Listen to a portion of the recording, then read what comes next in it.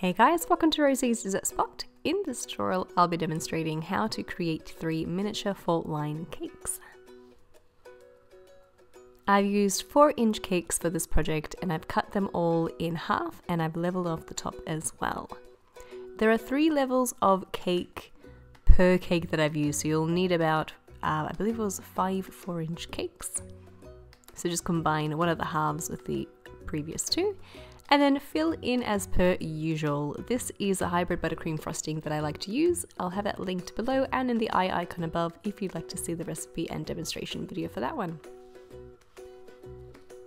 Fill in each layer and you can make them as tall or as short as you like. You don't have to stop at just 3 layers. I am pressing down that white frosting that's coming up the sides because I want my crumb coat to actually be orange.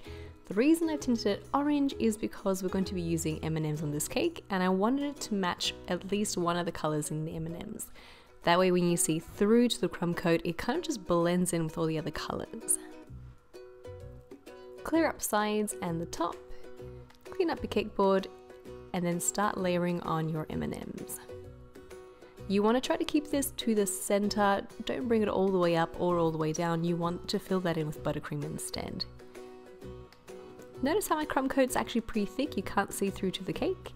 This also helps to blend everything well together. Once they're securely on there, pop it into the fridge to set for at least 20 minutes and work on your other cakes if you're making other cakes. This is going to be the Oreo cake, so I've coloured my frosting black. And I'm a little bit shonky at applying this buttercream because of the setup. I've had to use my left hand to decorate. Not tooting my own horn or anything, if you guys notice the frosting's not great, it's because I've had to use my left hand. Layer on all of your mini Oreos as you did like the M&Ms, and then into the fridge she goes to set for 20 minutes as well. The very last cake was a 4-inch cake that I divided into 3 sections instead of 2.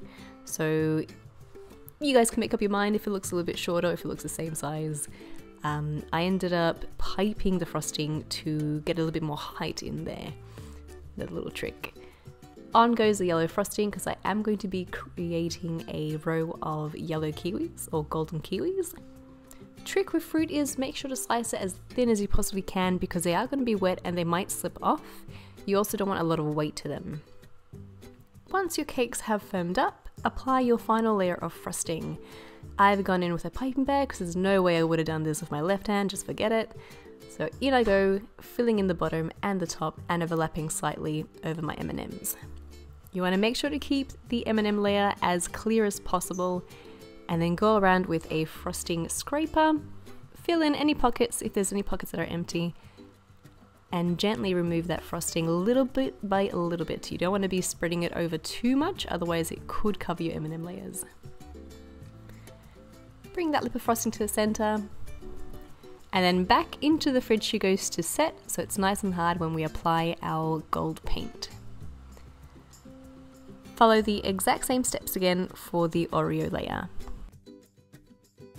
In hindsight, what I would have done to make this a little bit easier would be to separate the Oreo cookies before adding them onto the cake. I threw them on there whole, so they're pretty thick, and I've needed to add a bit more frosting for this cake because of that. Again, filling in any pockets and then going around to smooth it all down. Don't add too much pressure or you'll end up pushing the buttercream in places you don't want it to go. Back into the fridge she goes to set and then work on your last cake.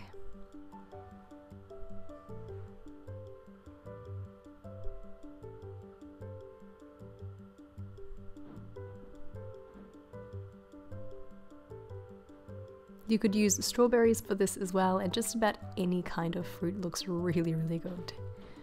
Now that my layers have set completely in the fridge, it's time to pop on the gold paint. This is gold luster dust mixed with rose water to create a paint, and I'm just outlining the bottom edge and the top edge of that frosting.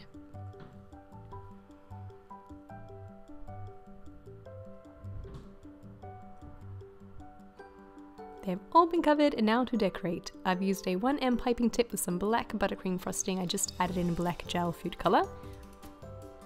And I'm creating a ring at the top of the cake. For the Oreo cake, I've decorated with edible gold driggies in 2 different sizes because I love the look of the blended 2 different sizes. And I've also stuck on some Oreo cookies to finish.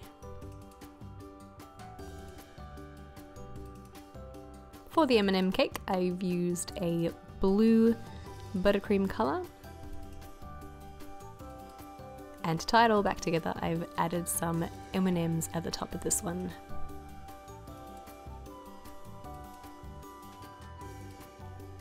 You know what? For a cake that was half decorated with my left hand, I'm kind of proud of it. On goes the black frosting on the last cake and some edible gold driggies because black, gold and yellow look amazing.